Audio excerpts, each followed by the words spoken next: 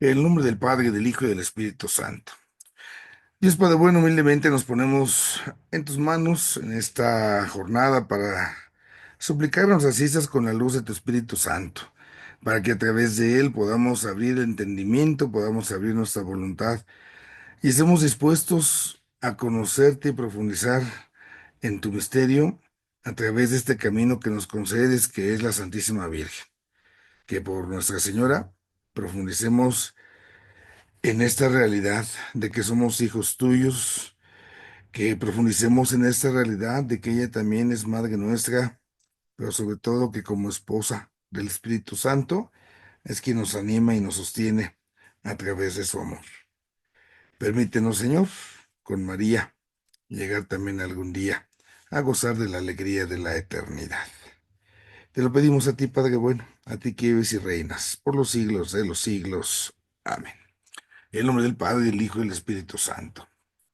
Bueno, no sé si hubiese alguna pregunta, alguna duda de lo que estuvimos viendo, pues propiamente con nuestra introducción de la vez pasada, de esto que será nuestro curso nuevo, ¿no? Esta de la experiencia que iniciamos ahora con la Santísima Virgen María.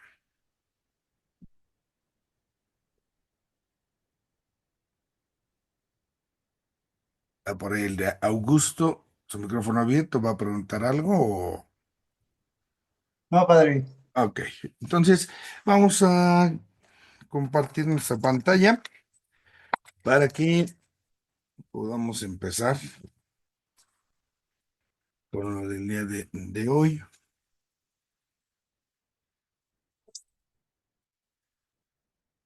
Mm. Les comparto también, van a ver por ahí a unas personas nuevas en el grupo del EFAP. Son dos personas de mi parroquia que se van a agregar a tomar esta clase acá ya con este grupo. Son agentes pastoral y una de mis hermanas. Creo que ahorita ninguno de los tres anda ahí conectado, pero ahí van a ser de los nuevos, por si los ven y los desconocen, son conocidos. Sí. Padre, nada más le decía que Antonio y Carolina Hey, necesitan aceptar la sí, sí, invitación. sí, sí, sí, ya, Ajá, ya les comenté eso, muy ya, bien. ya Sí, ellos, tal vez por esa razón no estén. eh, pero ya se les envió, que ya es lo Ya, que toca. ya se les envió. Ya lo que nos toca ya Ya, estuvo. ya se hizo. Vale, pues, dejen, ahí estamos ya. Déjenme acomodar aquí. Ujú. Nuestra pantallita.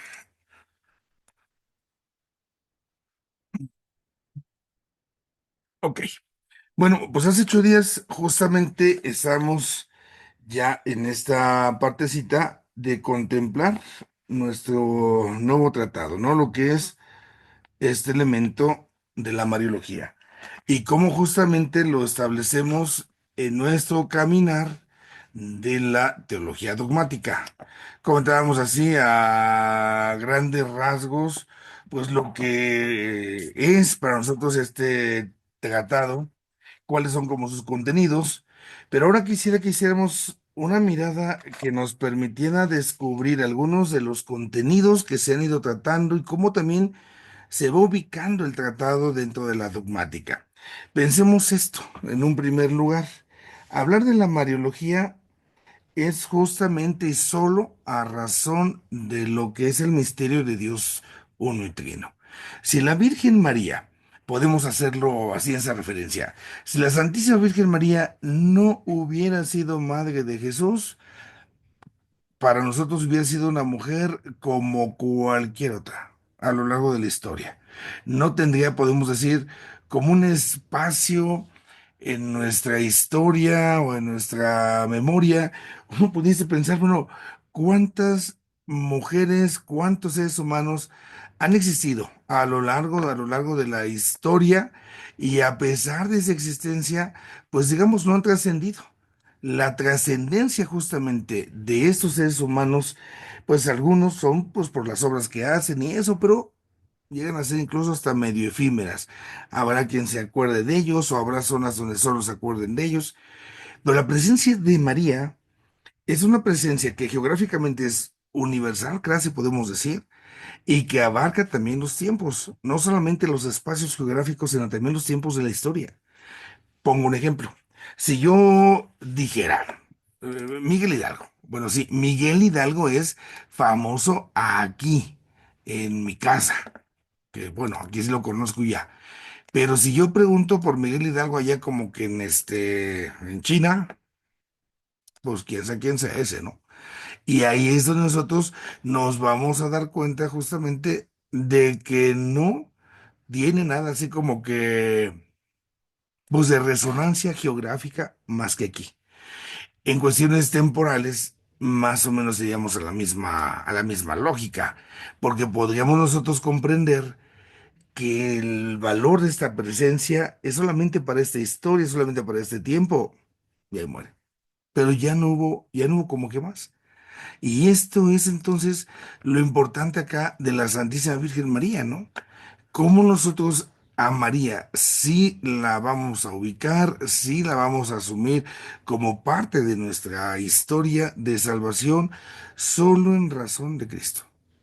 Así entonces, bajo esta comparación, pensemos un poco como cuál va a ser su lugar en nuestro tratado de la dogmática.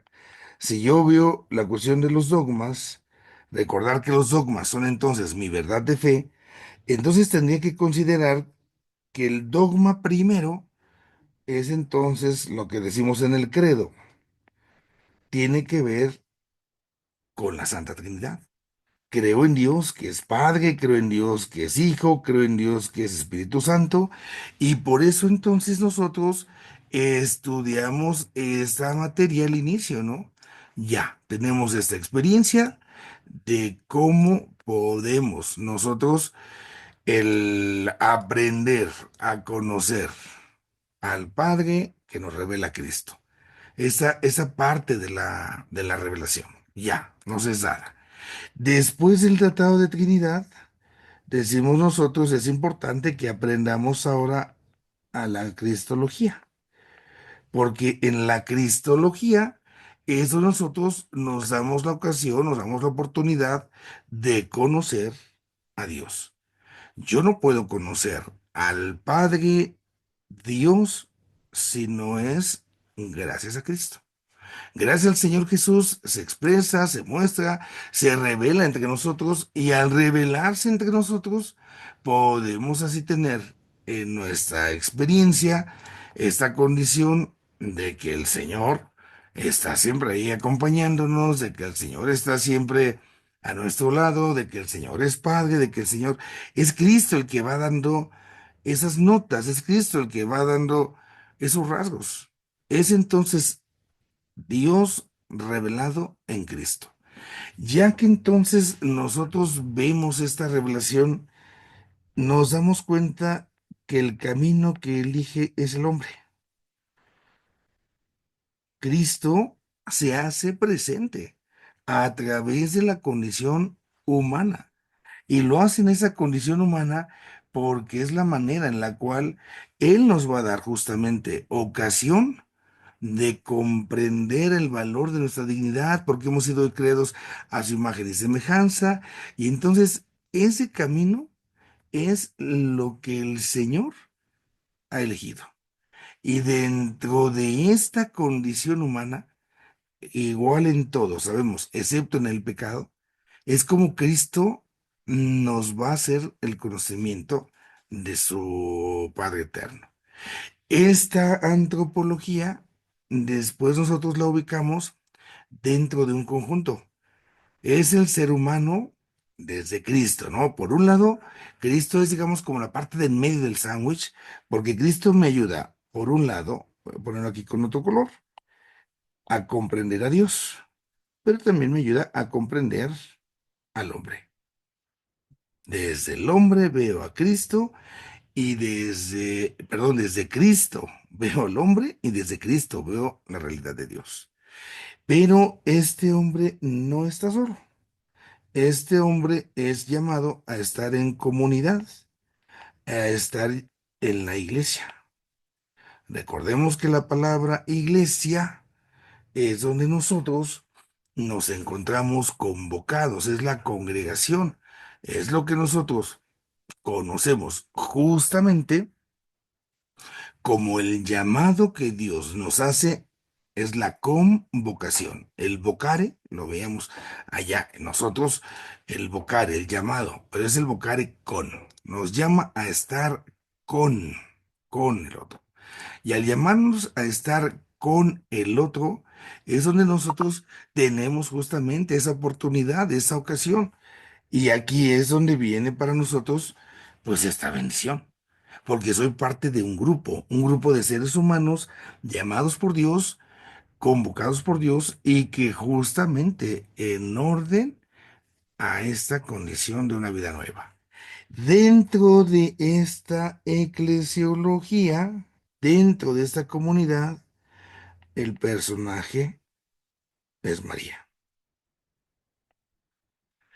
Sí, ahí es donde inscribimos la Mariología. Es Nuestra Señora la que se hace presente en nosotros y a través de nosotros, la Santísima Virgen María nos da justamente la oportunidad, nos da justamente la ocasión de comprender lo que significa escuchar el llamado de Dios para estar con Dios, lo que significa la verdadera humanidad desde Cristo y también lo que nos garantiza esta condición de comunión con ese Dios que se nos revela. Ahí es donde viene la riqueza de María. Este es su lugar. En la Mariología, nosotros ahí nos ubicamos. No podría yo hacer una Mariología si no es justamente en este conjunto. No lo puedo yo desubicar. Lo mencionó como pendiente que nos va a quedar primeramente Dios. Después de este caminar, veremos las cosas últimas, lo que es el tratado de la escatología. ¿Qué va a pasar cuando uno muera? ¿Qué sucede en el momento de la muerte? ¿Vamos a ir al cielo o vamos a ir al infierno? ¿Cómo va a ser el juicio? Y dentro de esto, nosotros ponemos también todas estas piezas. María ya ha pasado por ahí y es como ese anticipo también de la iglesia, donde los hombres en Cristo algún día podemos hacer ese camino para estar con el Padre Dios. Esto es el dogma. Este es el camino y es acá donde nosotros nos vamos a ubicar en este estudio, ¿no? La Mariología. Y en esta Mariología, pero en este conjunto. Ahora, recordando igual, cuando hablamos de dogma, recuerden ustedes, ¿no? Son nuestras verdades de fe. Las verdades de fe es lo que nosotros creemos. Estas verdades de fe, ¿sí? Lo que creemos, cada uno de nosotros tiene que asumirlas, se dice, en obediencia. Las tenemos que obedecer. Y se oye hasta medio incómoda la palabra, ¿no? Pero recordemos, obedecer significa ob audire, es decir, las tengo que escuchar. Y cuando uno escucha, realmente actúa. Yo escucho, llego a mi casa y veo que mi mamá está apuradísima con la comida que está haciendo. Sale pues, yo escucho esa necesidad, veo que está apurada y todo lo demás. ¿Qué voy a hacer ante esa situación? Si estoy escuchando esa situación, ¿qué es lo que voy a hacer? Ah, ¿sabes qué, mamá? ¿Me das dinero? Voy por las tortillas. Te ayudo, pero sale de esta realidad que yo mismo estoy ya contemplando, estoy viendo y no espero que me lo digan, la actúo. Y entonces al actuarla, pues es ahí donde viene esa parte bien padre, porque ya no es un mandato que me están imponiendo, que me está costando. Ya es algo justamente que yo quiero hacer. Y porque yo lo quiero hacer, entonces lo asumo. Y lo asumo con gusto. y lo quiero. Eso es lo primero que tenemos que recordar cuando hablamos de esas verdades de nuestra fe. Ese es el lobo audire, el escuchar. Ya que nos queda claro esto, entonces viene la parte de reconocer qué es lo que alguien me dice y esto es lo que me dice Dios.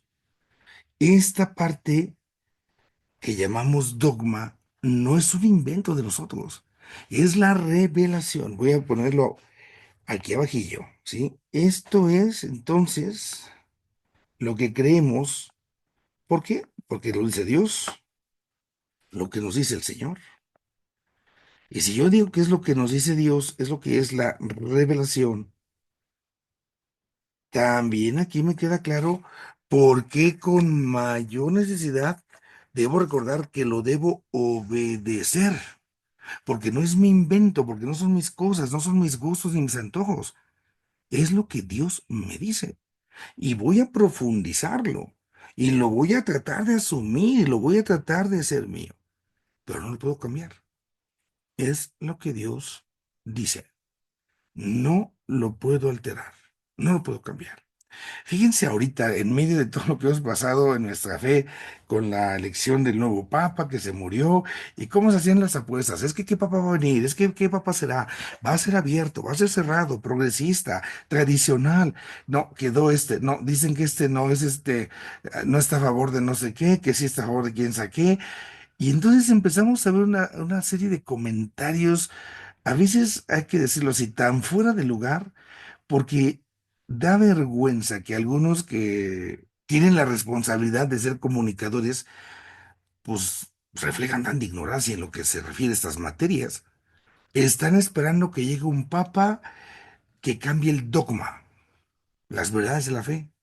Pues no va a llegar, no va a llegar. ¿Por qué? Porque no son cosas que nosotros nos inventamos los seres humanos. Es lo que Dios nos da, es lo que Dios nos enseña. Nosotros lo recibimos. Y porque lo recibimos, tratamos de asumirlo. Tratamos solamente de eso, pero no lo vamos a cambiar.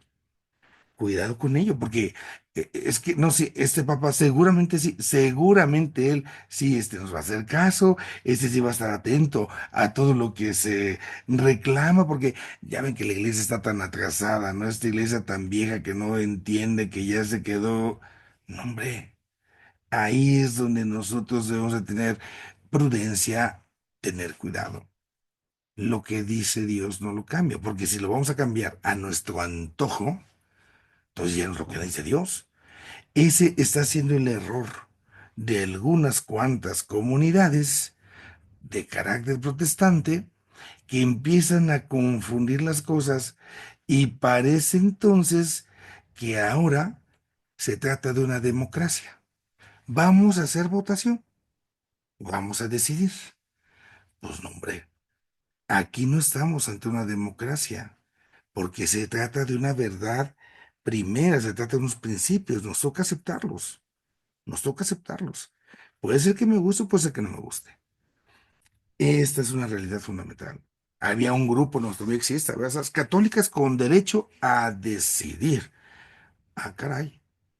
Pues hay que ver a qué cosas se refieren con decidir, porque yo no puedo decidir cambiar lo que se me da. Es como si yo dijera, es que viene una persona a verme. No, no, es que en mi percepción, como ahora dicen, ¿va? Es que en mi forma de ver las cosas, esta persona no es persona, es un perro, ¿no? Puede ser que tú quieras ver así las cosas, pero no porque yo diga que el sol es negro, significa que ya es negro. No porque yo diga que esta persona no es persona, tengo que recibir la realidad. Es la revelación. Y aquí es donde nosotros vamos a cuidarnos mucho con la Virgen. Porque habrá a lo mejor que alguien dijera, bueno, sí, ya hay que decir que no es virgen, para que ya podamos platicar bien con los protestantes y ya seamos amiguitos. No, no puedo traicionar a Dios. No puedo traicionar lo que me dice Dios porque entonces estaría yo contradiciendo justamente lo que es dado, lo que nos toca recibir. Ese va a ser nuestra hostería floja. Ahora, en la parte del dogma, veamos entonces, ¿nuestra tarea cuál es? Nuestra tarea sí es aceptarlo y para esta aceptación nosotros tenemos que profundizar. Vamos a profundizar y en la profundización lo iremos enriqueciendo. Entonces, el dogma, se puede decir, se va a enriquecer, ojo, pero en ese sentido. El dogma no cambia en su contenido. Eso no va a cambiar. Eso se queda así. Pero puede cambiar en su forma de expresarlo. En sus formas se cambia. Pongamos un ejemplo. Tienes tu señor, tienes tu señora, ¿no? Y esa persona no cambia. A lo mejor le cambias el nombre que le dices gordita, le dices puchonguita, le dices chancludita, greñudita, no sé cómo le digas a tu señora, a tu señor, panzoncito, simpatiquito, cosita, no sé. Puedes cambiar las formas de decirle, pero la persona, el contenido, ese no cambia. Así acá, no va a cambiar nuestro dogma, eso es lo que creemos, es lo que Dios nos ofrece, es lo que Dios nos da y nos toca aceptarlo. Bajo esta realidad, entonces podemos hablar que la dogmática va a tener una historia, va a tener un desarrollo, no porque cambie sus contenidos, sino porque cambiará la forma de expresarlos. Y ahí vamos a empezar hoy. Estamos ahí en nuestro manual, seguimos en nuestro tema uno, pero vamos a hacer, se nos pone ahí delante un recorrido histórico, ¿sí? Un poco de historia, ya en este caso de la Mariología. Y obviamente pues será una mirada muy por encima de las realidades que en algunos momentos de la reflexión se han tocado y de los cuales, bueno, ya nos tendremos más adelante para ir profundizándolos. Pero veamos entonces cómo es que se va a ir involucrando esta realidad de la Santísima Virgen María como parte de nuestro misterio de fe. Ahí tenemos el primer dato interesantísimo por parte de San Ignacio de Antioquía. Este santo padre, este de los primeros santos que existen como continuadores después de los apóstoles, es de los primeros que escribe acerca de la Santísima Virgen María. Es entonces en ese momento que la iglesia va naciendo, hay controversias que si sí, que si no. Al final, él tiene que defender la realidad de la Santísima Virgen, ¿no? Pero, como decíamos, lo hace en un contexto. Lo hace porque hay un conflicto acerca de la naturaleza de Jesús. Entonces, cuando un grupo de herejes, se llamaban acá, nosotros los docetas, estos dicen que Cristo solamente es una persona, pero no aceptan que al mismo tiempo sea divina y sea humana. Como que esto es de, como que no.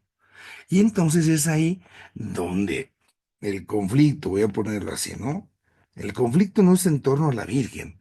El conflicto es acerca de Jesús. El conflicto es, ¿Jesús es verdadero hombre o no es verdadero hombre? La humanidad de Cristo. Y entonces San Ignacio va a tratar de dar una respuesta donde va a justificar que Cristo es verdadero hombre y para justificar que es verdadero hombre, por eso hablará de María. Y lo hará afirmando su virginidad, esa concepción virginal de Cristo. Y entonces ahí es donde se empieza a hablar de María.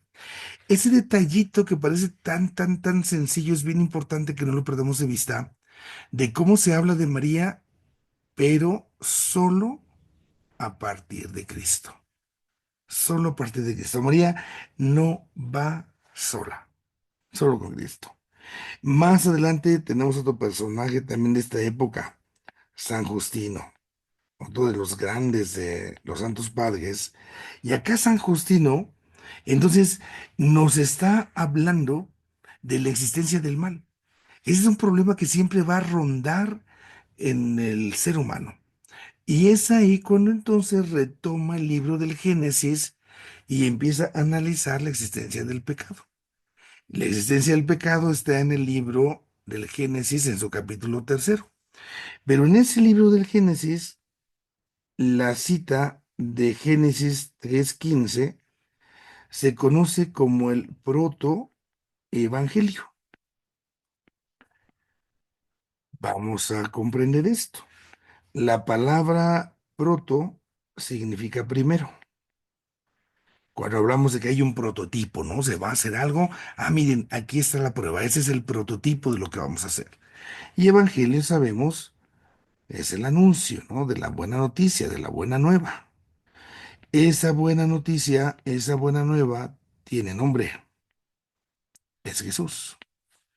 Entonces, Génesis 3:15 es el primer anuncio que se hace en la Biblia de Cristo.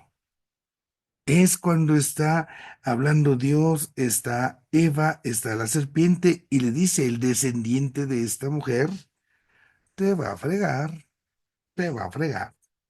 Aquí habla de un paralelismo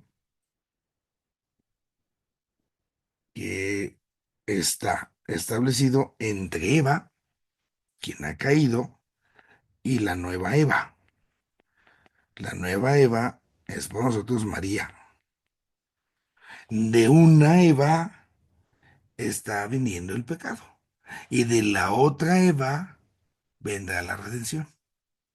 Tiene que ser de lo humano, desde la humanidad. Voy a salvar lo humano, pero con lo humano. No puede salvarse si no es desde lo mismo.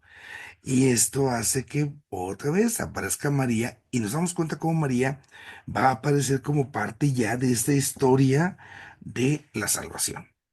También acá San Justino, hablando de la Santísima Virgen María, va a establecer algunos comentarios que van a tratar de hablar de cómo María, pues es la Madre de Dios y también es virgen. Habla acerca de la Madre Virgen. Y que es así de las cosas que van a estar así como que causando cierta incomodidad, causando cierto ruidito, porque ¿cómo es posible que sea virgen si tuvo hijos y es ahí donde viene esta realidad? Luego tenemos otro de los grandes santos de esta época, que es San Ireneo de León. Este santo también le toca vivir en estos tiempos donde la fe se está comunicando a otros personajes, a otras culturas, y tienen que ir explicando todas estas cosas que contiene nuestra doctrina. San Ireneo de León igual maneja el paralelismo que se establece entre Eva y María, entre Eva y la nueva Eva, ¿no? Este paralelismo va a ser muy querido porque va a empezar a ayudar a tener la oportunidad de establecer una defensa acerca de la humanidad de Cristo. Es lo que muchos cuestionan. Y es lógica la situación de cuestionarlo, ¿eh? Porque pensemos, no, pues si es Dios, ¿cómo va a sufrir Dios? ¿Cómo va a morir Dios si es Dios? Esa parte cuesta, es que Dios, si se murió, si sufre, si le hacen esto, pues entonces no es Dios, porque si fuera Dios, es una nueva forma de ver a Dios. Y por eso cuesta mucho el hacer la comprensión de esa humanidad. Y por eso viene el uso de este paralelismo. Es ahí donde se va estableciendo toda esta realidad.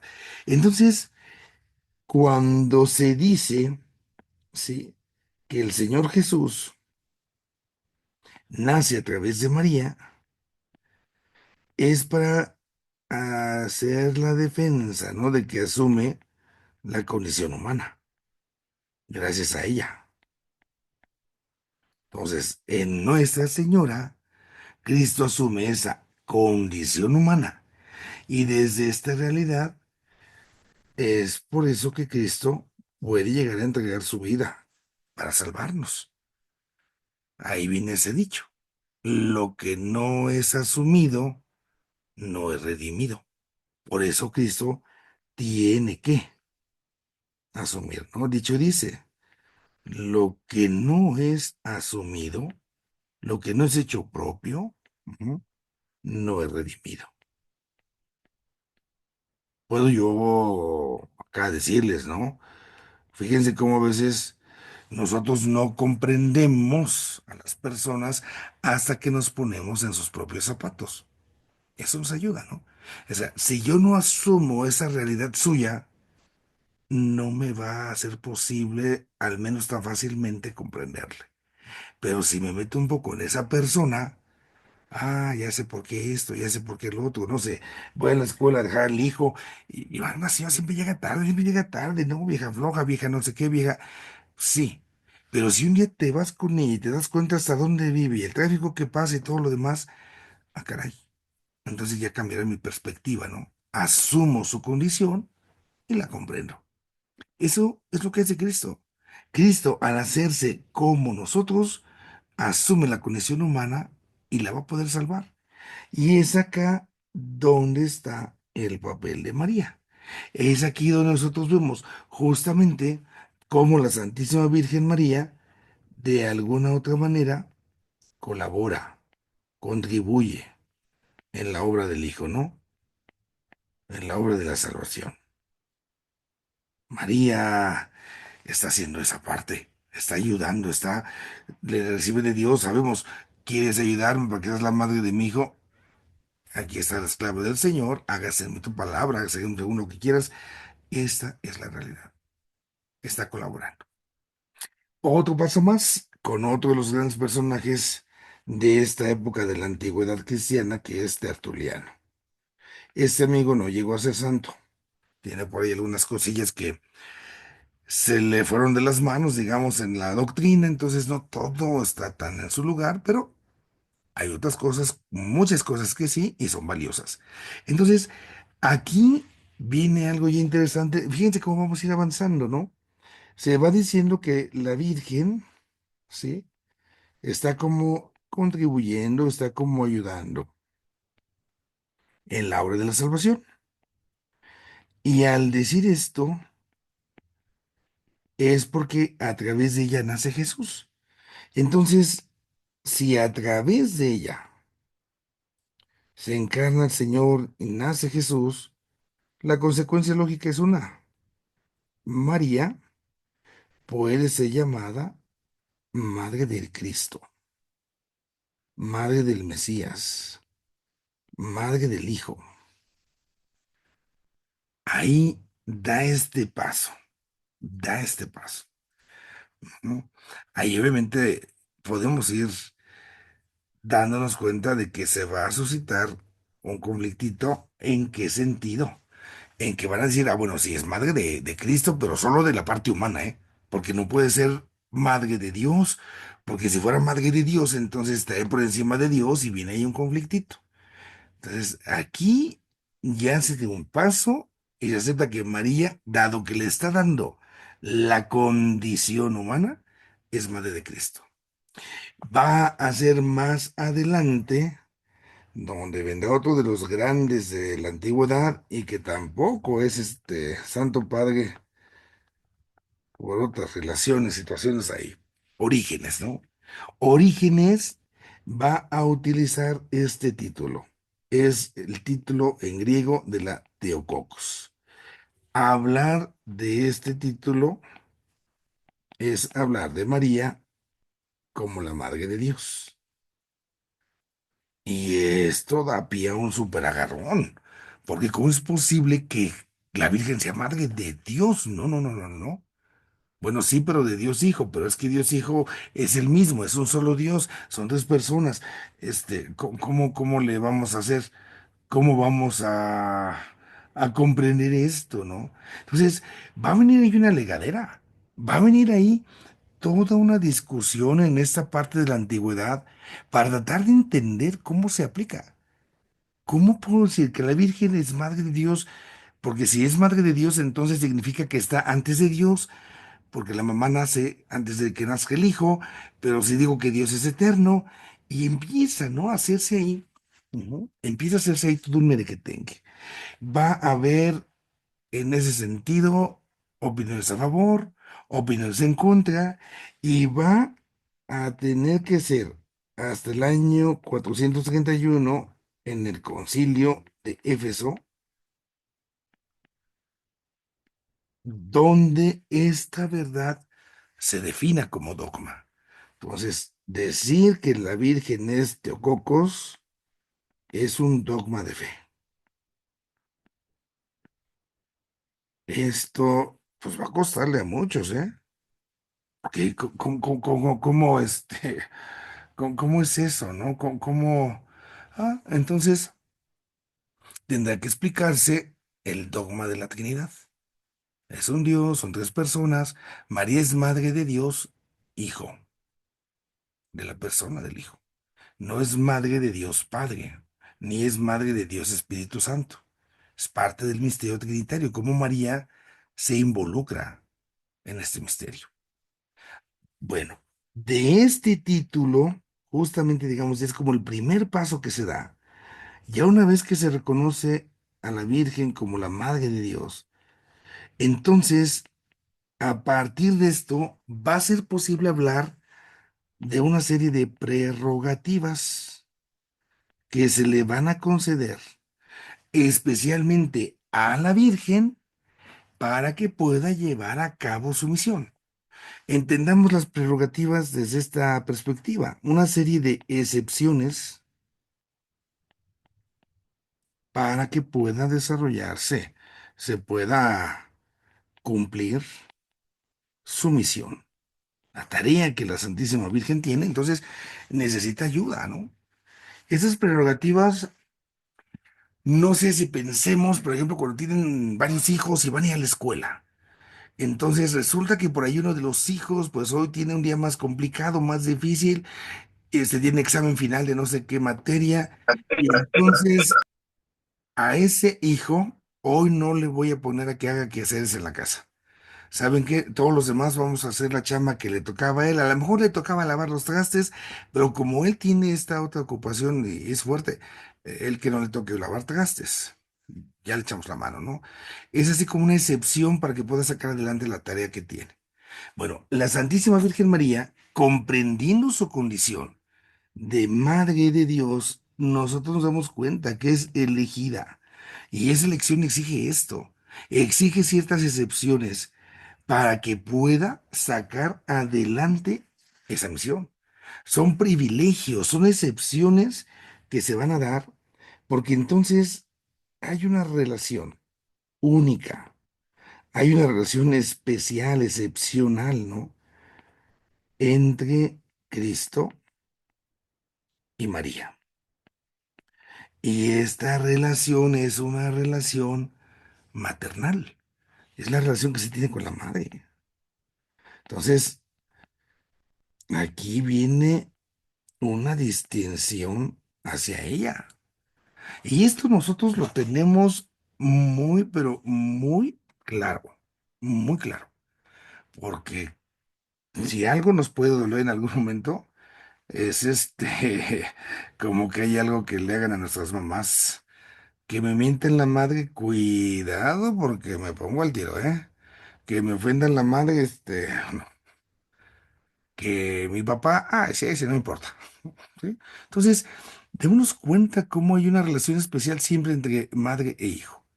Y en el caso de la María con el Jesús, esto es único, es único. No es de una con un hijo, es la mamá con el hijo. Bueno, aquí, por esta relación, se le van a dar a María esa serie de prerrogativas, esos privilegios, esas excepciones, pero vamos a ponerlo con esta palabra. Se le van a dar a María una serie de gracias, de ayudas, que van a ser entonces convenientes para que pueda sacar adelante su misión, su tarea. Es desde acá Por eso que puedo comprender por qué. Primero, por ejemplo, María es virgen. María es virgen porque será madre del Hijo de Dios. Conviene justamente que la Virgen sea virgen en orden a que va a ser la madre del Hijo de Dios.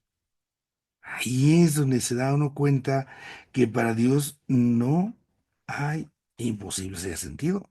Y entonces nosotros podemos ahí darnos cuenta que dado, como lo hacemos a la fecha, ¿no? En la oración, por poner ahí un ejemplo, ¿no? Estamos hablando de la virginidad, que después es nuestro dogma.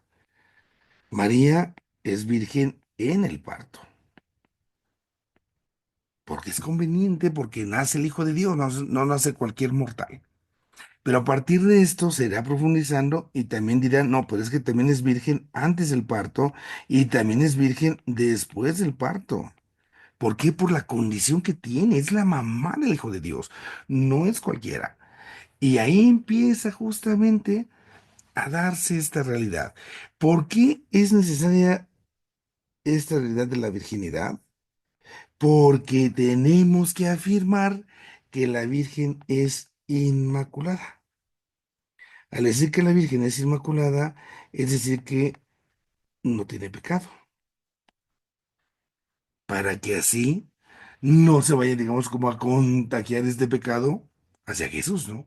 No se le pase en esa naturaleza humana que ya está entonces en nosotros. Y ahí es donde nos damos cuenta cómo vamos viendo lo que se conserva. En María, por esta condición, también vamos a hablar de una santidad perfecta. Ella es santa. Nosotros tenemos imperfecciones, somos santos, pero también nos vamos santificando. ¿Por qué me equivoqué? ¿Por qué no sé qué? En el caso de Nuestra Señora, ahí nosotros sabemos que la santidad que le permite asumir esta misión es la que le ayuda a colaborar con Dios. Otras de las realidades que se van a ir presentando en esta época va a ser un tema que sigue actualmente para muchos como sin definir, porque como que no se convence. Cuando se habla de la muerte de María, algunos hablan de la dormición en torno a esta parte de la asunción de María. María es llevada a los cielos, ¿no? Entonces, esto, claro, se habla de ello. Pero cuando se habla de que ella se durmió, ¿eso significa que la Virgen murió? Hay por ahí un cantito, incluso a la fecha, ¿eh? A la fecha. Estamos hablando de hace 1500 años que esto se dijo, pero a la fecha todavía un cantito dice por ahí, niña que no murió, sino que fue llevada al cielo. No, pues sí se murió. Sí murió. Y eso lo reafirmó el Papa San Juan Pablo II. ¿Por qué se afirma la muerte de María? Porque María no está por encima del Hijo. Y si Cristo murió, pues claro que la mamá también pasó por ahí. Pero así como Cristo fue preservado de la corrupción, también la Virgen tiene esa excepción, tiene ese privilegio. ¿Por qué? Porque es la madre. Entonces, podemos decir, la dormición, cuando se maneja, es la dormición en el Señor, como se dice cuando luego se muere alguien, ¿no? Se durmió en el Señor. Entonces, ahí se va hablando un poco ya de esto. Hay otro tema que sigue dando ruido en la actualidad y que también desde esta época se ponía. Es hablar de la Virgen María como una persona que sí es mediadora en la salvación. Y ahí es donde viene un problema. Porque si yo digo que María es mediadora, entonces ya no me salvó solo Cristo, como que Cristo solito no podía. Y como Cristo no puede, le dijo a su mamá, échame la mano, haz paro, ¿no? ¿No? Porque si no disminuiríamos como la persona de Cristo, como su eficacia. Y no va por ahí, no va por ahí. Nosotros acá más bien tenemos que reconocer, tenemos que aprender que si en algún momento se da esa mediación, siempre será subordinada a Cristo. Porque si no, puede ser que la Virgen sea la que me salve y Dios no. Ni nada que ver. Y pues claro que no. Una mediación subordinada. Esto lo alegaba mucho el Papa Francisco. El Papa decía es que María no puede ser vista así, no puede ser vista como una corredentora, porque es como una especie de, pues de competencia. Parecería eso, ¿no? A ver si le ponemos esto a la Virgen o no. Entonces, van surgiendo temas. Otro de los temas que surge acá es calificar a la Virgen como reina. María reina, ¿no? Entonces, pues son elementos de cómo se va a ir profundizando desde el dogma esta realidad. Ahora, más adelante, ya pasando los Santos Padres, en la Edad Media, toda esta riqueza, todo este bagaje de reflexión, este bagaje cultural, va a empezar justamente a reflejarse en la vivencia, todavía con mucho más fervor. No porque no se hiciera antes, aclaro, ¿eh? Pero ya a partir de la Edad Media va a haber un mayor crecimiento, un mayor desarrollo, donde podemos decir que la presencia de María se nota mucho más en la liturgia. Va a ocupar un lugar más. Aquí también podemos hablar en el arte, en la cuestión del símbolo, del simbolismo. Habrá más representación de Nuestra Señora. Y esto es entonces lo que va permitiendo ir comprendiendo tantas realidades. Como María se profundiza su misterio, pero ahora celebramos a María, celebramos su misterio. Y esta celebración entonces es muy rica en significado, es muy rica en los símbolos, ¿sí? Entonces viene esta realidad y obviamente se sigue profundizando la parte reflexiva. Se sigue haciendo reflexión, se sigue profundizando en lo que se tiene para nosotros a la Virgen. Bueno, en la parte de la Edad Media hay etapas. La primera etapa de la Edad Media, digamos, como que se van encarrerando, ¿sí? Después viene lo que es la Edad Media en su esplendor. Es cuando hay mayor reflexión, porque hay mayor estabilidad también social. Y al final vendrá una etapa de caída, cuando también en lo que nos corresponde a nosotros, pues nos vamos a ir encontrando con ciertas cosas que no vamos como a alcanzar a dimensionar, estamos hablando de 1000 años, pero que es importante que así las ubiquemos. Esta partecita, entonces, de vivir la Mariología en la liturgia, en el arte, en la reflexión, conocerá su momento padre y su momento como quién sabe dónde quedó. Ahí entonces vamos a ir encontrándonos una serie de autores que van a expresar de muchas formas la realidad de la Santísima Virgen María. Se va a ir viendo el hecho de contemplar el misterio mariano, pero siempre de la mano de Cristo, en orden a que se viva. Entonces, esta Mariología, lo que se dice de ella, va a ser ya con mucho más claridad visto como algo que debe estar en el depósito de la fe. Tiene que estar aquí. Este depósito de la fe es lo que nos es revelado, ¿no? Lo que nos es dado, ya decíamos hace ratito, y que no puedo y no se vale, como que quiera yo cambiar. Ujú. Entonces, va a ir haciéndose esa comprensión y se va a ir tocando los temas, los puntos. En medio de todo eso, va a aparecer aquí el fregonacísimo de San Bernardo. San Bernardo de Claraval es un mariólogo de los más fregonazos en la Edad Media.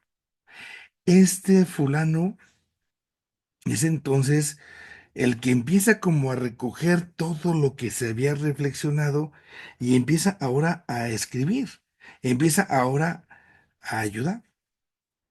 Aquí, este santo va a escribir acerca de María, especialmente en dos líneas. Lo que tiene que ver con su maternidad, una maternidad divina, y del otro lado tiene que hablar también mucho acerca del papel que tiene María en la mediación, en esa mediación de la salvación. Este va a ser ahora uno de los ruidos, ¿no? Que, que, que se van a tener. Entonces, ahí tenemos que aprender justamente con San Bernardo toda esta oportunidad de enriquecernos con la Santísima Virgen María. Está esta oración de la Virgen. Acordaos, Virgen, un poco como decía San Fuente en la redacción, el bajo tu amparo nos acogemos a San Bernardo. A San Bernardo se lo sabemos. Es un fregonanazo al hablar de la Virgen María. Hay un canto, estoy tratando de acordarme el título, que, como una oración de San Bernardo, que después lo hace en un canto que es preciosísimo, pero déjenme ver si ahorita en el transcurso me acuerdo, porque es una letra muy padre, de cómo lo que San Bernardo va expresando, profundizando de Nuestra Señora, lo reflejan en el canto. Viene otro de los grandes de esta época que se llama Buenaventura. Aquí, con este hombre, se va a ir recogiendo ya toda una especie de organización, sistematización de los estudios. Ya es aquí cuando la iglesia, como tal, empieza una nueva pues, realidad, porque va a ir enriqueciendo todo esto de nuestra reflexión teológica, pero hay una grandísima novedad. Lo menciono nada más. Hasta esta época, todo lo que era la filosofía de Aristóteles se había extraviado, estaba como perdido. Se encontró algunas cosas de este joven Aristóteles por allá con los musulmanes, pero entonces no se tenía confianza en las traducciones, porque no eran los originales, ya eran cosas traducidas, entonces como que sí había realidades, podemos decir nosotros, sí había motivos para que se pudiera, en ese sentido, pues hablar de la Virgen, hablar de Dios, hablar de todo, pero solo iba a ser desde Platón. Ajá. En esta época, hasta esta época, la filosofía griega solamente ofrecía esto. Y la parte de Aristóteles todavía no estaba.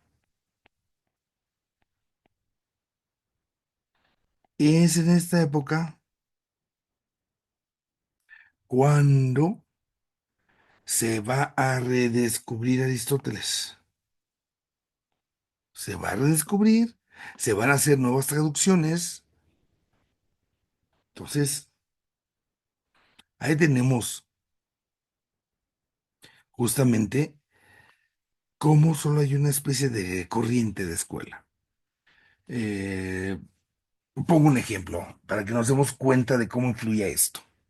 Platón era la filosofía que estaba como de moda, fue la filosofía que se le cargó a San Agustín y de San Agustín hasta acá, ¿eh?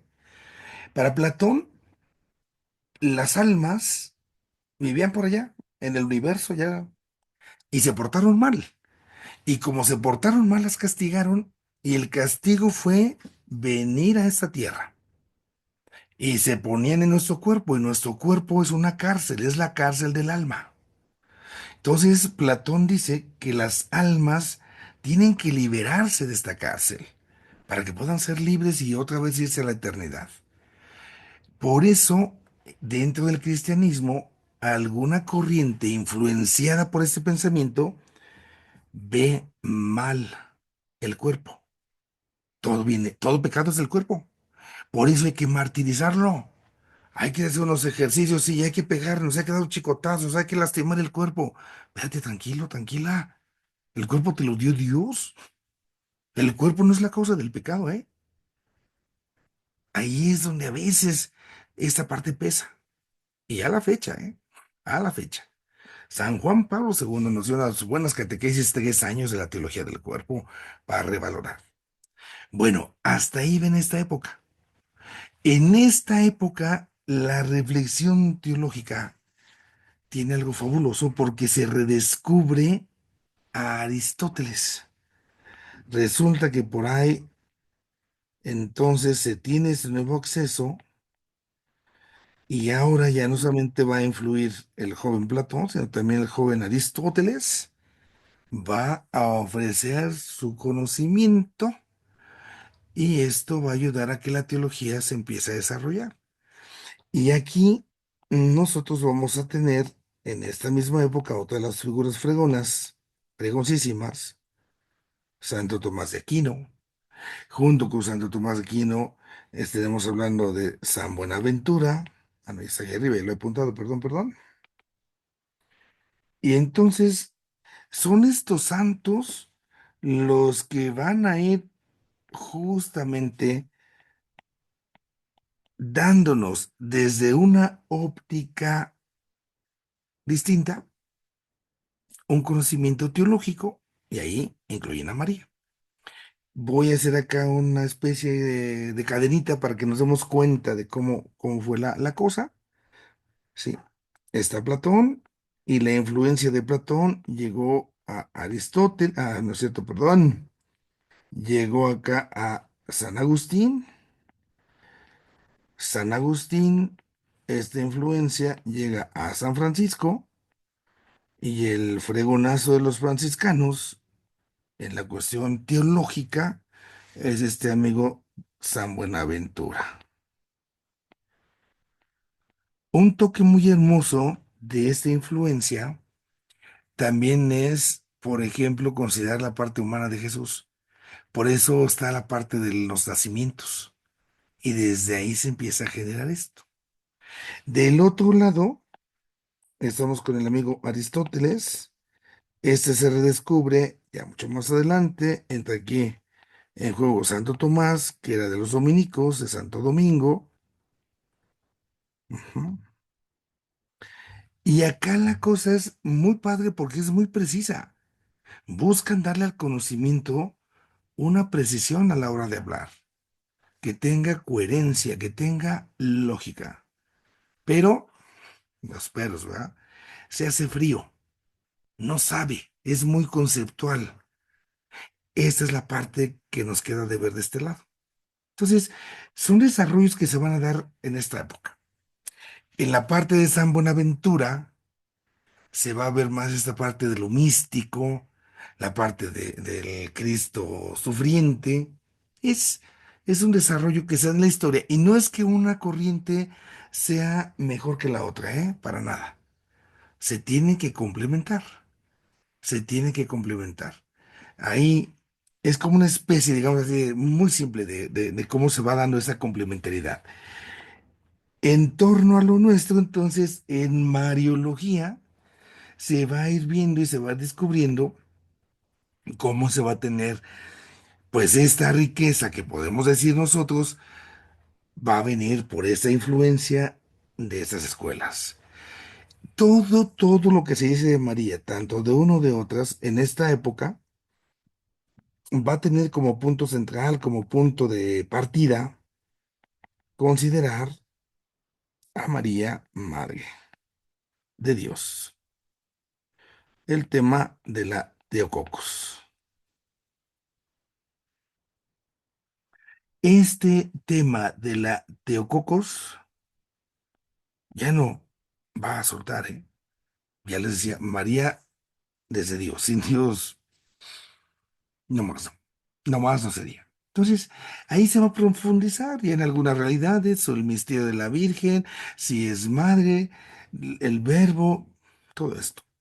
Y más adelante aparece por ahí otro fulano en esta época que se llama Juan, este también filósofo, pero es interesante, ¿sí? El beato Juan Duns Scoto, porque en su Mariología, este fulano es el primero que se atreve a defender la cuestión de la Inmaculada Concepción.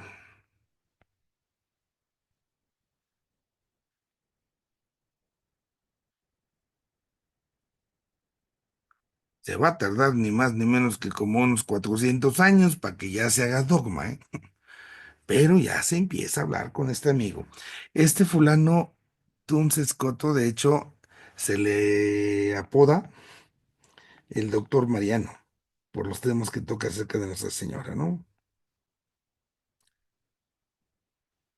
Ahí es donde se viene a ascender a otro punto de discusión. Van pasando los años y llegamos a la etapa siguiente, pasa la época de la Edad Media, viene la Edad Moderna.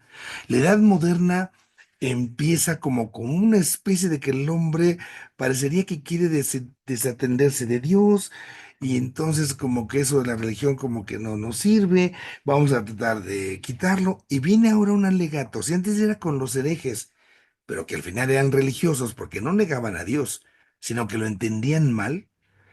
Ahora sí va a empezar el enfrentamiento, va a empezar la lucha que proviene de aquellos que no comparten pues nuestra misma condición. Fijemos un poco esto, cómo a veces la razón se quiere poner por encima de todo. Hay un episodio muy interesante en esta época para que nos demos cuenta, ¿no?, de la situación. Ahí ya ha entrado el siglo XIX, en los 1800, en la Catedral de Notre Dame, ahí en París, se atreven a poner ahora una imagen que hacen de la diosa razón. Vamos a quitar todos los sanditos, estos nos sirven, no sé, ya el hombre entró en una nueva etapa, la razón es la que debe de mandar, somos seres racionales, somos pensantes, la razón para arriba, la razón para abajo, ¿eh?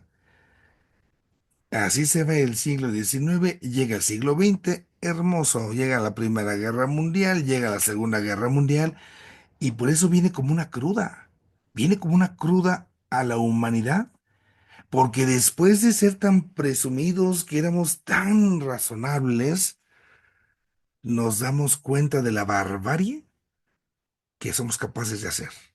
No somos entonces tan razonables, ¿verdad? No somos tan racionales. Creo que un animal se cuida más que uno. Es la lucha. Bueno, entonces, en esta época que vamos a entrar ahora, en la edad moderna, vamos a ir encontrando pues también un desarrollo de de nuestro pensamiento en torno a la Virgen, ¿sí? Es también acá, se está olvidando este acontecimiento interesante, donde surgen los protestantes, donde surgen los luteranos, y después todo lo que se descoce. Entonces, el tema de María va a tener mucho que desarrollarse, ¿sí? La teología mariana tiene que aprender a desarrollarse. ¿Y por qué se tiene que desarrollar? Simple y sencillamente se tiene que desarrollar porque va a dar razón de lo que cree.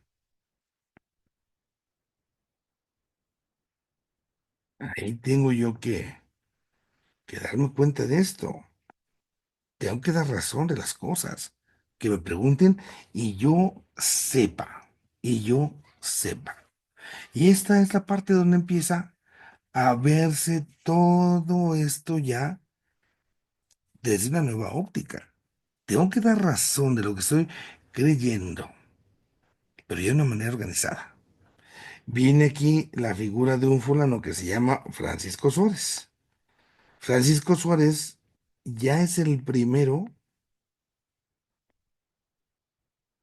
ya es el primero de aquellos que hacen una especie de tratado especial de María. Todo, hasta este momento, todo lo que se decía de María iba de la mano con Cristo. Aquí empieza como a querer, ¿sí? Hacerse un tratado independiente. Nada más que no lo logró.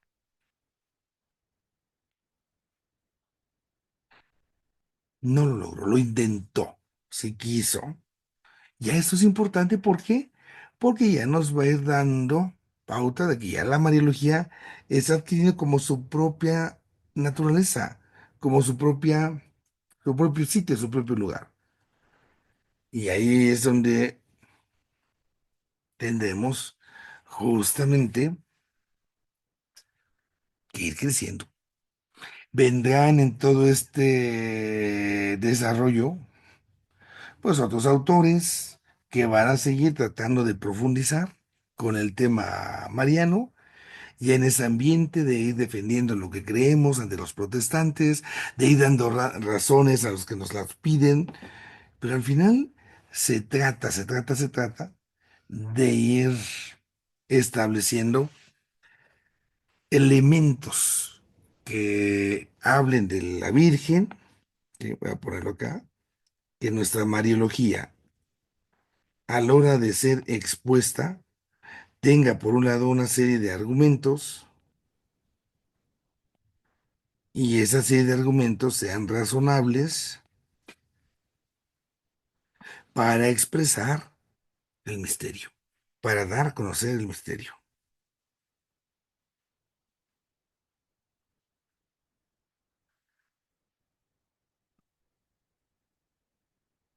Aquí es donde entonces la Mariología va a ir adquiriendo ese propósito. Van ahí a subrayar tres textos que nos menciona ahí el libro, nuestra guía, y que son de veras muy valiosos, que valen la pena, incluso si pueden tenerlos algún día al alcance, son, no dejan de ser actuales. La primera es Tratado de la verdadera devoción a la Santísima Virgen.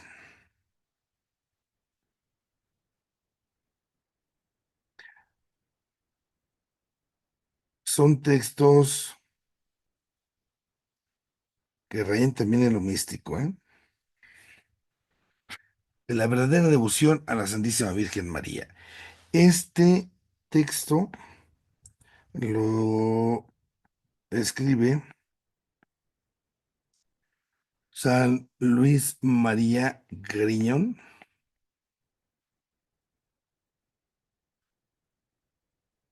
Aquí, punto N. Y esta es la que podemos acercarnos ahí. Hay otro que escribe San Alfonso de Ligorio. Se llama Las Glorias de María.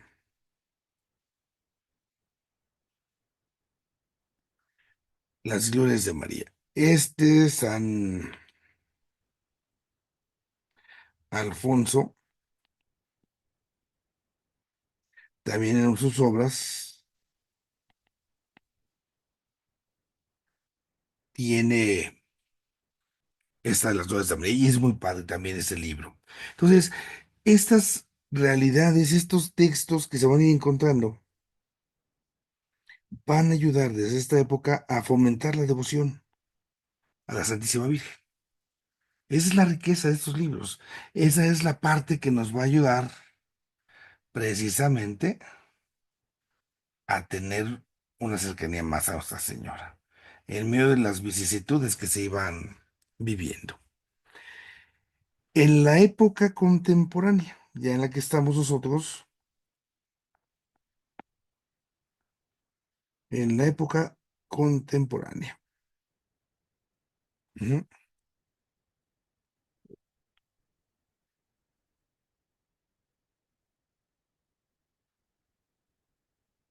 En este tiempo más reciente, se da un movimiento que es muy interesante en toda la teología, e incluimos ahí la teología protestante, ¿eh? Ahí sí hay que hacer justicia en eso, donde empieza a generarse, se dice, un retorno a las fuentes. Se empiezan a descubrir o a revalorar los originales. Porque como que ya se iban quedando, se iban quedando, se iban quedando como lo que dijo, quién sabe quién dijo, como cuando contamos el chisme en el teléfono descompuesto, por decirlo así, ¿no? Entonces, ya nos quedamos con lo último. Y ya de eso último, bueno, mejor vamos a los originales. Por eso hay aquí como movimiento en lo teológico esta partecita que nosotros mismos pues ya vamos viviendo. Fíjense en estos detalles. En la época contemporánea viene una situación complicada para la humanidad. Se empiezan a vivir históricamente, se llaman cuatro revoluciones. La Revolución Francesa. Viene la emancipación de los seres humanos, no queremos gobiernos, queremos ser libres. Ahí hay una. Viene una revolución que es la que va a dar justamente dificultades al ser humano cuando es la revolución industrial. Empieza a usarse las máquinas. Hasta ahorita, en esta época, siglo XVIII, pues la mayoría de las producciones se hacen solamente a mano.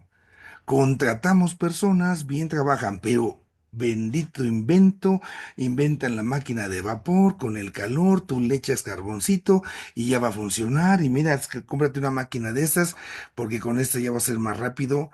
Entonces, al hacer este pensamiento, al darnos cuenta de cómo se va mentalizando la gente en la ambición, que solo empieza a ganar, ganar, viene la explotación de las personas. Porque entonces vienen las jornadas laborales de horas de casi mediodía o más de mediodía, vienen algunos momentos donde hay personas, podemos decir nosotros, que van cayendo en una pobreza terrible. Ahí, en la parte histórica, por ejemplo, es cuando en la iglesia surge la famosa doctrina social, Papa León XIII. Ahorita llama la atención del Papa León XIV que nos ha llegado, porque estamos pasando una nueva revolución. Así como en aquel momento esa revolución industrial terminó en la época de las revoluciones proletarias, revolución rusa, revolución mexicana, hoy hay una cuestión muy interesante. Se está desarrollando la inteligencia artificial, se está desarrollando la tecnología. ¿Cuánto puede faltar, no sé, para que en unos años esté todo tan robotizado que le digan a los seres humanos, sabes, yo soy el dueño de la empresa, yo tengo dineros, ¿qué crees? Ya tengo máquinas, robots que no se enferman, que no les pago sueldo, que no les pago Infonavit, seguro, que no tienen sindicato, que no se pelean, que no se distraen con el celular, que ya no te necesito, persona, ya no te necesito, ser humano. Voy a hacer lo mismo y hasta más con menos. ¿Cuánto desempleo pueda haberse? ¿Cuánta injusticia podrá darse? Por eso es sintomático que el mismo Papa elija como una especie de continuación de lo que fue acá el título del Papa León. León XIII que busca la justicia social cuando el hombre es un desecho por las máquinas de vapor. León XIV cuando se corre el grandísimo riesgo de que el hombre ahora sea desechado por inteligencia artificial y por robots. Veremos. Bueno, en ese contexto histórico de revoluciones, de cambios, va a haber para la iglesia muchas veces persecuciones, porque la iglesia significa retrocesos, la iglesia significa lo malo. Y es acá donde en medio de todo esto se suscitan pobrezas extremas, se suscitan situaciones tan lamentables que Dios suscita en la iglesia una nueva serie de fundaciones religiosas, de congregaciones. Por ejemplo, podemos ubicar aquí a unos lasallistas, podemos ubicar acá a los hijos de San Felipe Neri, San Juan Bosco, congregaciones que surgen ante la pobreza, ante lo que vivían los jóvenes, ante la falta de educación. Entonces la iglesia entra al quite. Surgen estas nuevas congregaciones. Pero dentro de estas nuevas congregaciones hay un dato muy hermoso. Hay un grande amor a María. Hay un grande fervor a la Santísima Virgen. Es curioso cómo la Virgen se hace presente entonces como para indicarnos, como para socorrer, para decir aquí estoy. Es acá donde entonces podemos ver, no sé, pienso ahorita de inmediato, San Juan Bosco, los salesianos y María Auxiliadora. Entonces, las advocaciones marianas adquieren especialmente relevancia en esto. Aquí también nosotros tenemos que recordar que se va a dar en 1854 la presencia del dogma de la Inmaculada Concepción. Como hay mucho fervor a la Santísima Virgen, como que hay mucho de lo que se va diciendo, entonces empieza a generarse esto. Y va a llegar justamente a este año cuando el Papa de entonces, el Papa Pío IX, hace esta proclamación. Pero esto se debe mucho al fervor mariano, porque ya era mucha la devoción a la Virgen en todo esto que se va ahí teniendo, ¿no? Que se va a ir estableciendo. Y aquí, entonces, podemos pensar que de una u otra manera, la presencia de la Virgen está presente en el desarrollo de la teología, en la cuestión de la misma piedad, la cuestión de las devociones, es la Virgen María. Como también la Virgen María, podemos decir nosotros, en esta situación que se va pasando, pues entonces se encuentra como un refugio, se encuentra como aquella que nos ampara. Ya también en esta época se empiezan a escribir tratados, ya tratados de María, tal cual. Ya son estos libritos que hablan justamente de la Santísima Virgen María desde esa condición. Está también lo que les mencionaba ahorita como fenómeno, la famosa vuelta o retorno a las fuentes. Es lo que decía que se va a buscar el contacto con textos que sean originales, que puedan ayudar justamente a profundizar de mejor realidad, pues todo lo que se implica, ¿no? Aquí démonos cuenta cómo María va adquiriendo su sitio en la teología, lo que les decía al principio. Va adquiriendo su lugarcito, se va como acomodando, acomodando. Y ahí ya, entonces se va a tener desde esta riqueza tratados mariológicos mucho más profundos.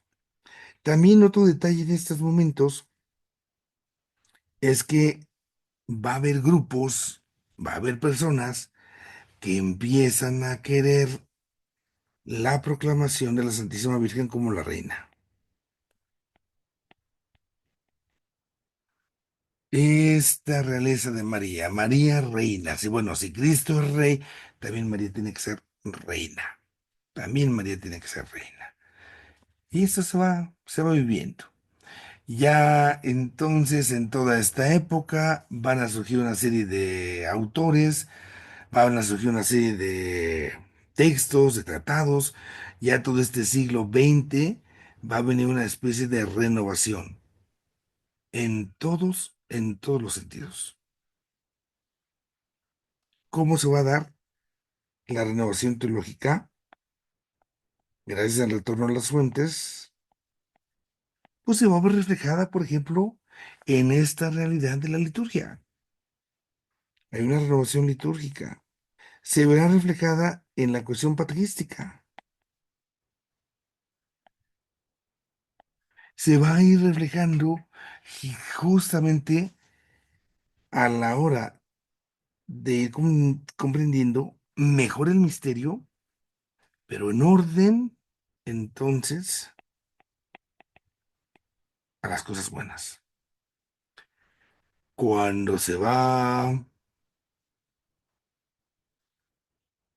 presentando la oportunidad, vamos a decirlo así, entonces van a elaborar, van a corregir, van a mejorar y todo es posible gracias a que se investiga, se recupera y se vuelve a trabajar. Esto fue el plus, digamos, que le da el aire, que le da a toda la cuestión antropológica. Y va a haber entonces temas que se van a ir tocando, que van a ser así muy interesantes. Y en esos temas, pues vamos a encontrar por ahí también a la Santísima Virgen María. Aquí, ya nada más viendo a María, surge un dilema. ¿Desde dónde? ¿La vamos a ver desde Cristo o la vamos a ver desde la iglesia? ¿Desde dónde vamos a abordar el estudio de la Santísima Virgen?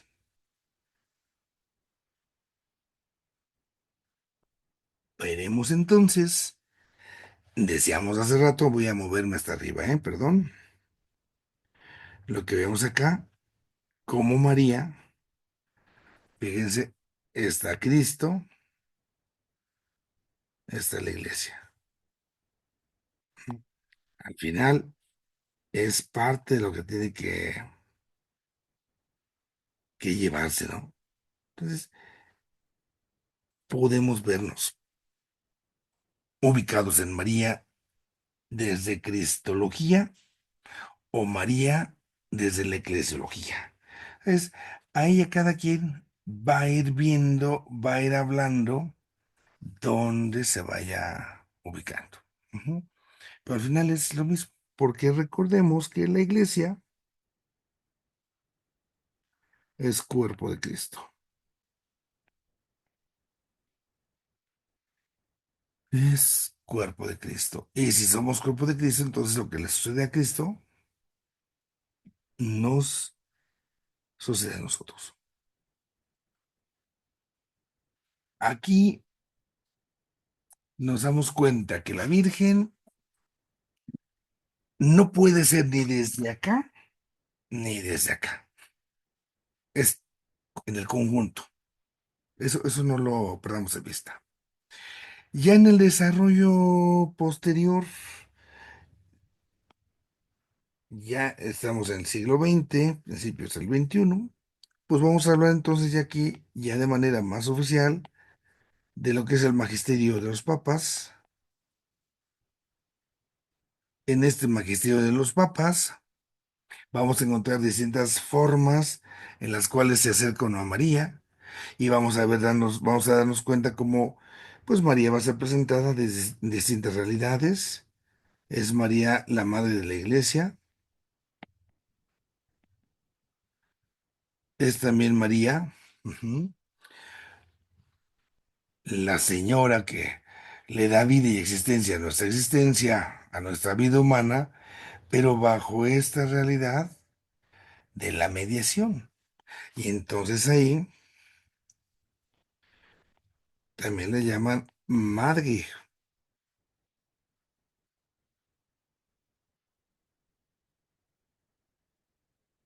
madre de la mediación. Podemos verla en ese sentido. Surgirá el último dogma mariano acerca de la Asunción a los cielos. Año 1950, Papa Pío XII,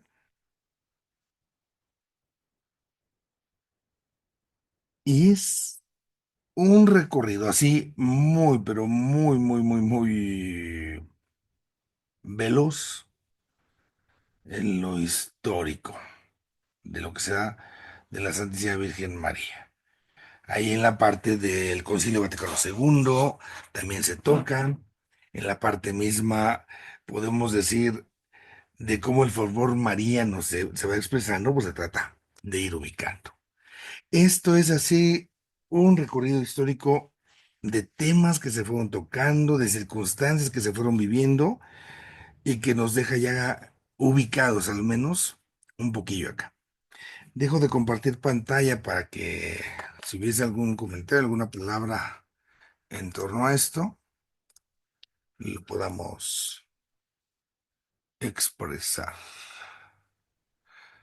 Hace ratito, Francisco Javier, cuando les decía yo de la oración, nos precisaba exactamente, es la de acuérdate, oh Madre Santa, esa oración que es tan hermosa, que nos escribe ahí, que nos regala San Bernardo. María Felicia, tiene usted su manita levantada. Si vamos a activar tu micrófono, hija.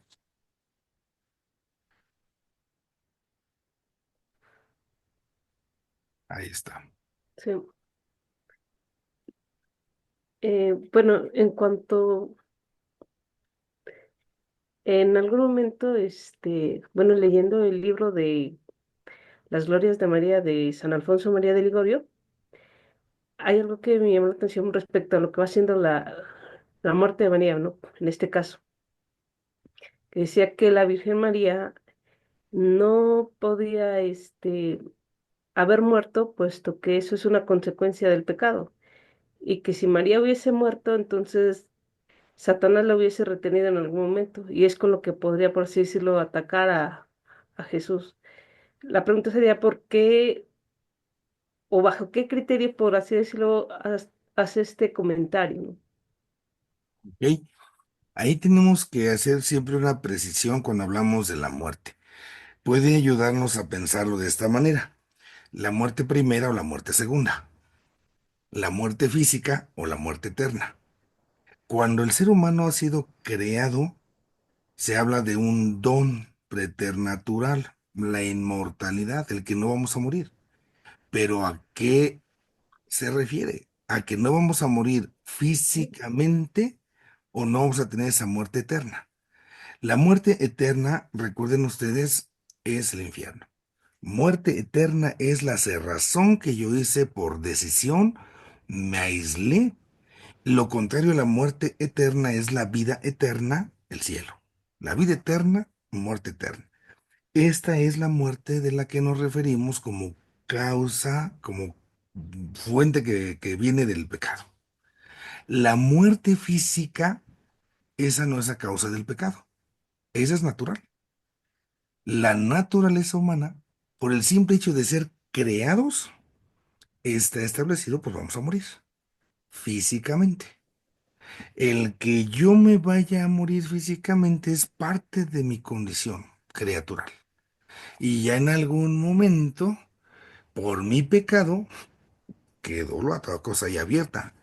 Si el hombre, pensémoslo así, si el ser humano físicamente no fuera a morir nunca, entonces se supondría que esta tierra fuera el cielo, porque íbamos a estar aquí por siempre, ¿no?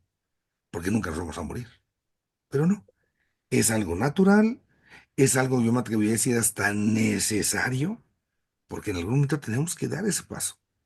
La muerte, al hablar de María, la muerte de la que hablamos es la muerte física, esa que no tiene nada que ver como consecuencia del pecado, de la cual Satanás no tiene ningún poder, es algo natural.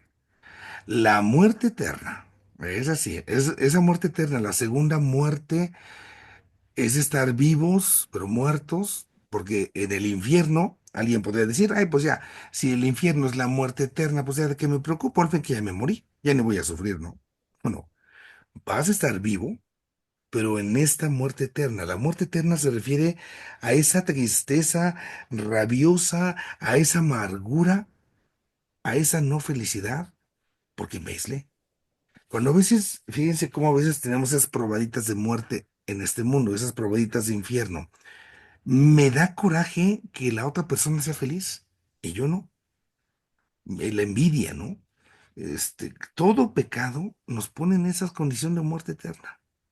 Entonces, se va reproduciendo en nosotros esa parte, esa experiencia de un sufrimiento, pero no me refiero al sufrimiento natural, sino al sufrimiento, vamos a decir así, moral, al sufrimiento porque sé que hice lo malo.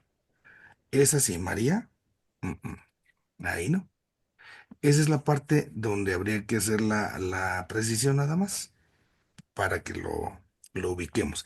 Esa parte de la muerte eterna, la muerte segunda, Dios nos dé licencia, es el tratado que sigue después de Mariología. Vamos con ese que es la escatología y que es también sabrosísimo, ¿no? El ver esta parte de qué sucede cuando uno muere, este, cuando me voy al cielo, me voy al infierno, toda esa parte desde la fe, desde lo que tenemos. Y ahorita, pues esto de la muerte, ahí hay que precisarlo. Hay muchos autores, incluso, que lo dejan abierto. Es que la consecuencia del pecado es la muerte. Pero ¿cuál? Precísame, ¿no? El hecho de que yo diga es la muerte, lo dejo como ambiguo, no preciso. Entonces, pues qué tal que esto, qué tal que la otra.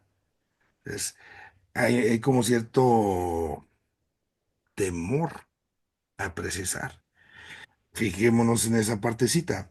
Si la muerte física, consecuencia del pecado que Cristo mismo carga, es la que está teniendo el dominio, pues lo hubiera dominado Cristo. Hubiera dominado Cristo. Cristo mismo desciende, pero vence a la muerte, pero no por eso se evitó la muerte física. Porque en el momento en que Cristo muere físicamente, ahí hubiéramos dicho ya lo ganó. Ya ganó la muerte física. Pero no, porque va en el otro sentido. No sé si con eso quedemos, María Felicia. Sí, está bien, gracias, padre. Muy bien, joven Francisco Javier. Sí, gracias, padre. Bueno, comentando acerca de los libros y luego el segundo punto de la canción que nos dejó, de los dos libros de las glorias de María, el Tratado de la Verdadera Devoción, que también tiene otra pequeña ahorita que se llama El Secreto de María, El Secreto Admirable de María. Bueno, en lo particular, el primero a mí me ayudó mucho a conocer la devoción a la Virgen Santísima, porque cuando yo estaba en mi época juvenil, fui ahí parte del grupo de San Francisco de Dinámicas, donde conocí a algunos que llegaron a ser sacerdotes, ya no vive, padre Juan Valles, padre Rafael Martínez y un tercero, el padre Omar Martínez, que están que fueron mis amigos de aquel tiempo, ¿no? Entonces yo ahí conocí porque me daba mucha pues inquietud y duda de, bueno, si Jesús es primero, Jesús es Dios, ¿por qué yo tengo que rezar a María? Y yo no rezaba a María, rezaba a Jesús, pero a María no. Entonces cuando me encontré ese libro, de las glorias de María pudo entender perfectamente lo que es la devoción a María y luego lo reforzó el tratado de la verdadera devoción y el secreto admirable de María. Entonces a mí me ayuda mucho esos dos libros, me sirvieron para incrementar mi fe, mi devoción a María y por supuesto el amor a Jesús, que pude entenderlo más en plenitud ese hecho y el dogma, cosa que yo nunca entraron en esos conflictos, no me ha costado trabajo, puedo decirlo con sinceridad, por la gracia de Dios, yo creo.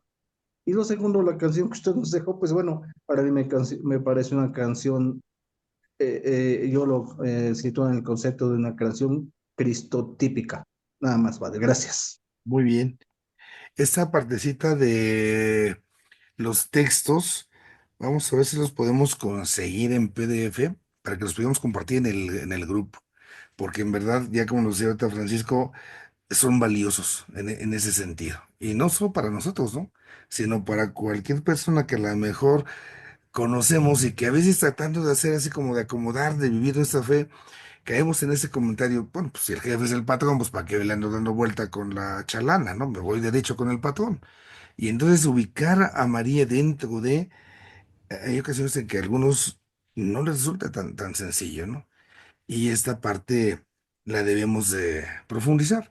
U otra, hay gente que a lo mejor tiene mucha devoción a la Santísima Virgen María, pero también se desborda, ¿no? Y queda por encima del jefe. Ya decíamos, o sea, todos somos guadalupanos. Entonces, tenemos que ayudar para que esto encuentre su sitio. Vamos a ver si podemos conseguir los textos en PDF. Vale, y, bueno, ¿Sí? perdón que le interrumpa. Fíjese, en la cuestión del texto del Tratado de la Verdadera Devoción, la Gloria de María, no sé, yo creo que debe existir, pero por ejemplo, cuando uno hace la consagración a la Virgen María con el texto de San Luis de Montfort, ellos proporcionan ese texto y dicen que lo puede uno descargar de los heraldos del Evangelio. Ok, Entonces, creo que se puede ver. vamos a checar ahí con ellos. La verdad, ya nunca he metido su página, pero vamos a ver. Vamos a checar. Si puedo, en un ratillo o si no, en la noche los Gracias. checo. Los vamos a tratar de conseguir que quede ahí al alcance, ¿no? Gracias, Francisco. Y me da gusto saber que eres compañero de los padres, hombre. Ya tienes allá palancas allá arriba. Sale. Vamos con joven Luis Felipe. Gracias, padre. Mire, yo tengo dos preguntas. La primera, si cuando hablamos de mediación se da ese, vamos a llamarle ese conflicto por cuestión de subordinación, de superioridad, etcétera, ¿cómo podríamos encontrar tal vez equilibrio o forma adecuada para referirnos a la Santísima Virgen como mediadora o como intercesora? ¿Sí? Sería la primera. Segundo, cuando usted hablaba hace un momento ya prácticamente para terminar el tema, decía, hay un dilema, ¿cómo ver a María? ¿Desde Cristo o desde la iglesia? Bueno, usted no sea, no la podemos ver diferente ni bajo una perspectiva ni bajo la otra. Entonces aquí podríamos decir, ese dilema sería falso, porque un verdadero dilema nos lleva a saber verdaderamente o es bueno o es malo. En este caso no existe tal situación, porque, como lo dijo claramente, se complementan en estas visiones tanto cristológica como eclesiológica. Se enriquece. Entonces, por lo tanto, podríamos concluir, no debería existir ese dilema. ¿Es correcto? Ok. Con la primera pregunta, podemos decir el modo, la manera de comprender esto y cualquier cosa de María siempre va a ser agarrada de Cristo. María, en ese sentido, es una legadera, y no sabemos si nos toca ver el resultado. Si la Virgen María se pudiese proclamar como co-redentora, con el co, solita no, porque es con Cristo. Y si es con Cristo, entonces va a ser subordinada a Cristo, en el sentido de que el que redime, el que salva, es Cristo, solo y únicamente Cristo. María le ayuda en ese sentido, ¿no? Es María el medio, es María el instrumento. Ahí es donde tendríamos que ubicar. Si yo desconecto a la Santísima Virgen del Señor, ya es cuando empezamos a patinar en problemas. San Juan Pablo II, Papa Benedicto, opinaban como a favor de esto. O sea, en algunos escritos lo dejan ver. Papa Francisco no, pero o sea, en algún momento en una homilía allá en la Misa de la Virgen de Guadalupe, 12 de diciembre, con mucha fuerza, por no decir casi hasta medio como enojadillo, dijo, ya basta de esto, o sea, ya no se esté dando vueltas, paz, paz, paz, y dio las razones, ¿no? Al final es parte de una fe, de un misterio que se tendrá que profundizar. Podría haber dicho eso el Papa Francisco, podría haber dicho eso San Juan Pablo, Benedicto, pero ninguno dijo ni sí ni no de manera oficial. Lo dejaron abierto. Eso es lo curioso, ¿no? Porque pudo haber dicho tajantemente como papa en la autoridad que tienen en el magisterio, de acuerdo al discernimiento con el Espíritu Santo, ¡pum! No. O sí, pero no lo hacen. Entonces, en reflexión se seguirá quedando al menos, ¿no? Hay una realidad que nosotros conocemos, lo voy a expresar de esta manera más coloquial, el Vox Populi y la Vox Dei, ¿no? La voz del pueblo y la voz de Dios. En la teología eso se llama sensus fidei, el sentido de la fe. Es cuando entonces se dice que en la iglesia, que somos todos, está la realidad de algo que se cree, de algo que se vive, aunque no sea dogma, ¿eh? Aunque no esté reconocido oficialmente, pero se vive. Es así, por ejemplo, como los dogmas marianos, los últimos dos surgen.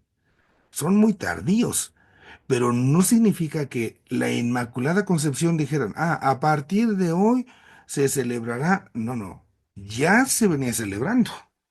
Ya era una vivencia que la iglesia celebraba y que entonces llega el momento en que viene como el reconocimiento bajo esta categoría. La Asunción de María ya se celebraba, podemos ver textos desde el inicio. Ves hasta el siglo XX cuando se reconoce, ¿no? Ya de esta manera. Entonces, hablando de la mediación de María, de su comediación, su corredención, su colaboración, es algo que vivimos, es algo que rezamos, que practicamos. ¿Quién de nosotros no invoca a la Virgen? ¿Quién no le pide esa ayuda? ¿Quién?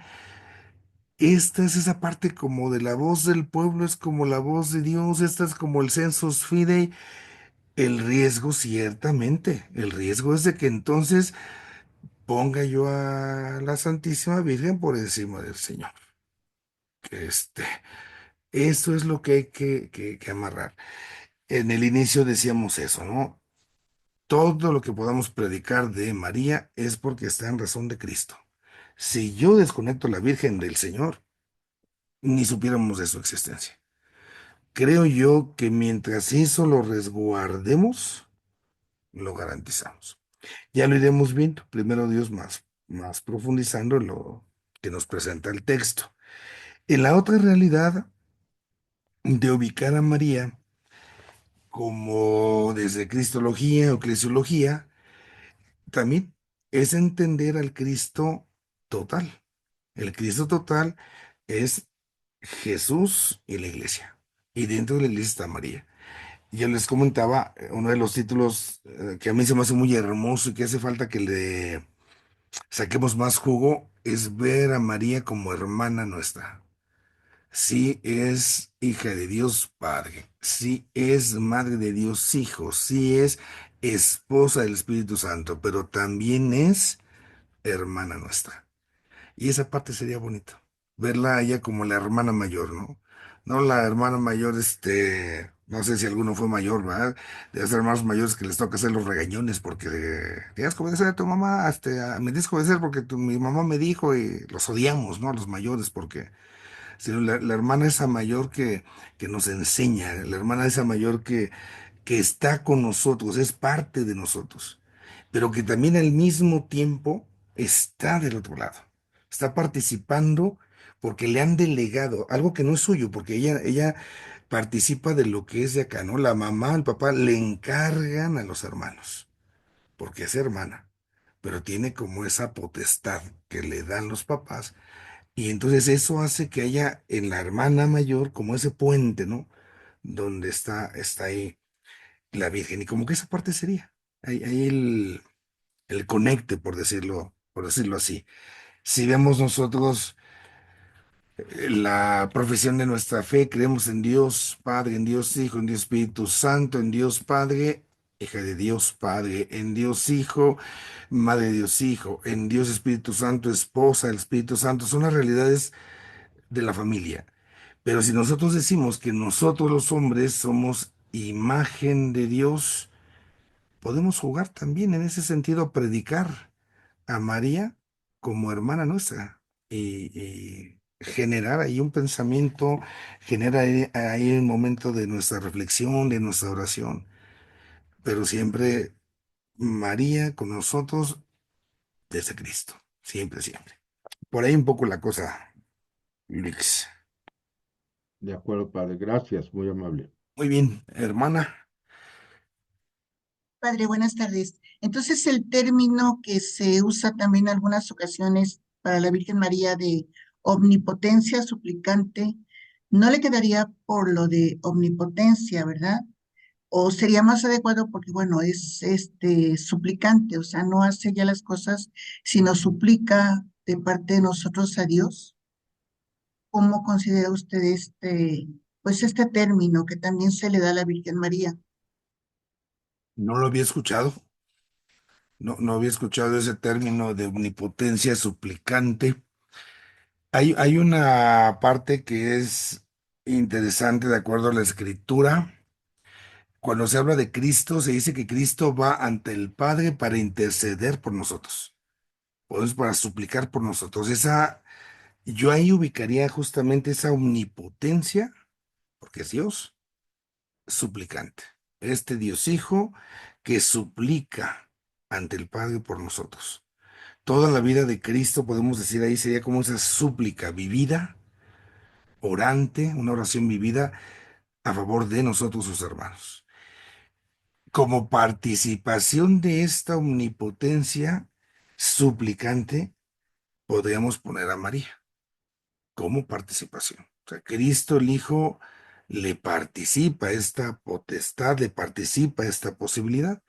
Omnipotencia significa que tiene todo el poder para pedir, no para dar. Ya eso se lo toca cantar. Entonces, ahí en ese sentido pudiese salvaguardarse siempre otra vez desde Cristo y quizás pudiese hablarse de esa realidad en la Santísima Virgen. Es la que puede pedir, igual que lo hace su hijo, ¿no? En esa consonancia. Por ahí, pero no había escuchado, no sé si sea de alguna oración, algún texto, si lo tuvieron, nos pudiera dar alguna referencia como para echarle una miradilla y pensarle un poquito más. Pues ese término lo han usado muchas hermanas en la congregación, padre. Hermanas antiguas, pues de hace muchos años. Desde que yo entré a la congregación, así muchas hermanas le llaman a la Santísima Virgen como la omnipotencia suplicante y nos enseñaban pues que pedirle todo a Dios a través de María y que a través de María lo alcanzamos todo de parte de Dios. Entonces, en ese sentido, pues en la congregación yo lo he escuchado. Déjeme, ahora sí, ya me dejó tarea, me lo llevo yo de tarea. Deje investigarle un poquito, leerle. Quizás a lo mejor era algún término que se usaba antes como parte de la devoción. Voy a echar una breita ahí en la biblioteca del seminario a ver si encontramos algún texto que pueda referirnos a esto. ¿Sí? Ok, padre, gracias.